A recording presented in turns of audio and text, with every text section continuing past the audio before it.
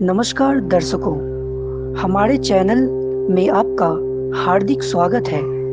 यदि आपने हमारे चैनल को सब्सक्राइब नहीं किया है तो अभी कर लें। आज मैं आपको बताने वाला हूँ, अक्सर शनि का नाम सुनते ही सामत नज़र आने लगता है। शनि के प्रकोप का खौफ खा जाते हैं। कुल मिलाकर शनि को क्रूर ग्रह माना जाता है, लेकिन असल में ऐसा है नहीं। ज्योतिष शास्त्र के अनुसार शनि न्यायाधीश या कहीं दंडाधिकारी की भूमिका का निर्वहन करते हैं। वह अच्छे का परिणाम अच्छा और बुरे का बुरा देने वाला ग्रह है। अगर कोई शनिदेव के कोप का शिकार है तो रूठे हुए शनिदेव को मनाया भी जा सकता है। शनि जयंती का दिन तो इस काम के लिए सबसे उचित माना जाता है। आइए जानते हैं शनिदेव के बारे में। क्या है इनके जन्म की कहानी और क्यों रहते हैं शनिदेव नाराज। शनिदेव जन्म कथा।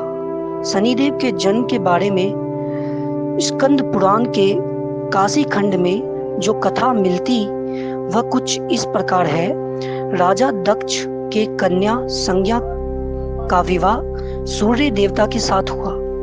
सूर्य देवता का तेज बहुत अधिक था, जिससे लेकर संज्ञा परेशान रहती थी। वह सोचा करती कि किसी तरह तपादी से सूर्य देव की अग्नि को कम करना होगा। जैसे तैसे दिन बीतते गए। संज्ञा के गर्भ से वैवस्वत, मनु, यमराज और यमुना 3 संतानों ने जन्म लिया।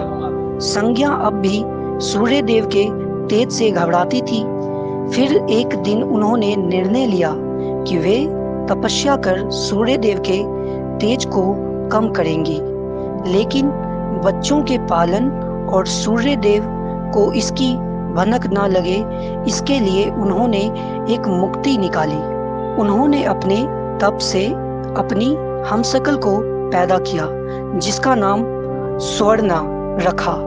संज्ञा ने बच्चों और सूर्य देव की जिम्मेदारी अपनी छाया स्वर्णा को दी और कहा कि अब से मेरी जगह तुम सूर्य देव की सेवा और बच्चों का पालन करते हुए नारी धर्म का पालन करोगी, लेकिन यह राज सिर्फ मेरे और तुम्हारे बीच ही बना रहना चाहिए।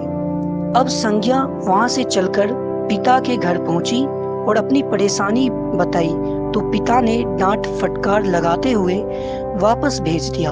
लेकिन संज्ञा वापस न जाकर वन में चली गई और घोड़ी का रूप धारण कर तपस्या में लीन हो गई। उधर सूर्य देव को जरा भी आभास नहीं हुआ कि उनके साथ रहने वाली संज्ञा नहीं, स्वर्णा है। स्वर्णा अपने धर्म का पालन करती रही और छाया रूप होने के कारण उन्हें सूर्य देव के तेज से भी कोई परेशानी नहीं हुई। सूर्य देव और स्वर्णा के मिलन से भी मनु, शनिदेव और बृहदा तप्ती 3 संतानों ने जन्म लिया। एक अन्य कथा के अनुसार शनिदेव का जन्म महर्षि कश्यप के अभिभावकत्व में कश्यप यज्ञ से हुआ। छाया शिव की भक्तनी थी। जब शनिदेव छाया के गर्भ में थे तो छाया ने भगवान शिव की कठोर तपस्या की।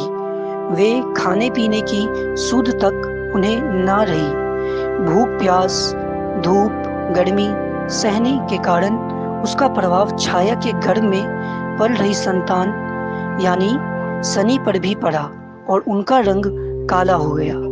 जब शनिदेव का जन्म हुआ तो रंग को देखकर सूर्य देव ने छाया पर संदेह किया और उन्हें अपमानित करते हुए कह दिया कि यह मेरा पुत्र नहीं हो सकता। माँ के तप की शक्ति शनिदेव में भी आ गई थी। उन्होंने क्रोधित होकर अपने पिता सूर्य देव को देखा तो सूर्य देव बिल्कुल काले हो गए। उनके घोड़ों की चाल रुक गई। परेशान होकर सूर्य देव को भगवान शिव की शरण लेनी पड़ी। इसके बाद भगवान शिव ने सूर्य देव को उनकी गलती का एहसास करवाया। सूर्य देव अपने किए का पश्चाताप करने लगे और अपनी गलती के लिए क्षमा याचना की। इस पर उन्हें फिर से अपना असली रूप वापस मिला। लेकिन पिता पुत्र का संबंध जो एक बार खराब हुआ फिर ना सुधरा। आज भी शनिदेव को अपने पिता सूर्य का विद्रोह माना जाता है। क्यों है शनिदेव की दृष्टि टेढ़ी? शनिदेव के गुस्से की एक वजह उपरोक्त कथा में सामने आई कि माता के अपमान के कारण शनिदेव क्रोधित हुए। लेकिन वही ब्रह्मा पुराण इसकी कुछ और ही कहानी बताता है। ब्रह्मा पुराण के अनुसार शनिदेव भगवान श्री कृष्ण के परम भक्त थे। जब शनिदेव जवान हुए तो चित्ररथ की कन्या से इनका विवाह हुआ। शनिदेव की पत्नी सती साध्वी और परम तेजस्विनी थी। लेकिन शनिदेव भगवान श्री कृष्ण की भक्ति में इतना लीन रहते कि अपनी पत्नी को उन्होंने जैसे भुला ही दिया। एक रात ऋतु स्नान कर संतान प्राप्ति की इच्छा लिए वह शनि के पास आई। लेकिन शनिदेव हमेशा की तरह भक्ति में लीन थे। वे प्रतीक्षा कर कर के थक गई और उनका ऋतुकाल निष्फल हो गया। आवेश में आकर उन्होंने शनिदेव को श्राप दे दिया कि जिस पर भी उनकी नजर पड़ेगी वह नष्ट हो जाएगा। ध्यान टूटने पर शनिदेव ने पत्नी को मनाने की कोशिश की। उन्हें भी अपनी गलती का एहसास हुआ, लेकिन तीर कमान से छूट चुका था जो वापस नहीं आ सकता था। अपने श्राप के प्रतिकार की ताकत उनमें नहीं थी, इसलिए शनि देवता अपना सिर नीचा करके रहने लगे।